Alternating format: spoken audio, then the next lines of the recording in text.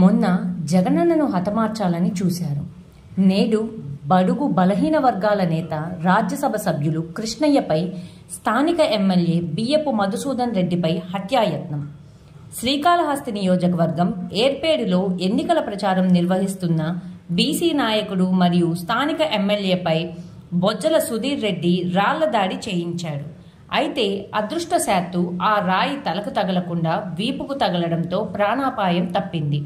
ఇలాంటి పిరికిపంద రాజకీయాలు చేస్తే ఎవరూ భయపడరని, ప్రజలు మా వైపే చూపిస్తున్న ఆదరణ తట్టుకోలేక ఎలాగైనా మమ్మల్ని హతమార్చాలని ఇలాంటి రాళ్ల దాడులు చంద్రబాబు నాయుడు ఆదేశాలతో బొజ్జల సుధీర్ రెడ్డి చేయిస్తున్నాడని అన్నారు. గతంలో ఇదే ఏర్పేడులో ఇసుక మాఫియాతో ఇబ్బంది పడుతున్న రైతులను 17 మందిని లారీల ద్వారా చంపించిన చరిత్ర తెలుగుదేశం దేనిని నేడు మమ్మల్ని కూడా చంపించిన చరిత్ర తెలుగుదేశంది.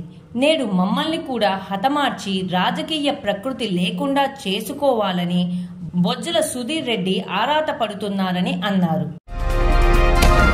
ఈ వీడియో కనుక మీకు నచ్చితే లైక్ చేయండి.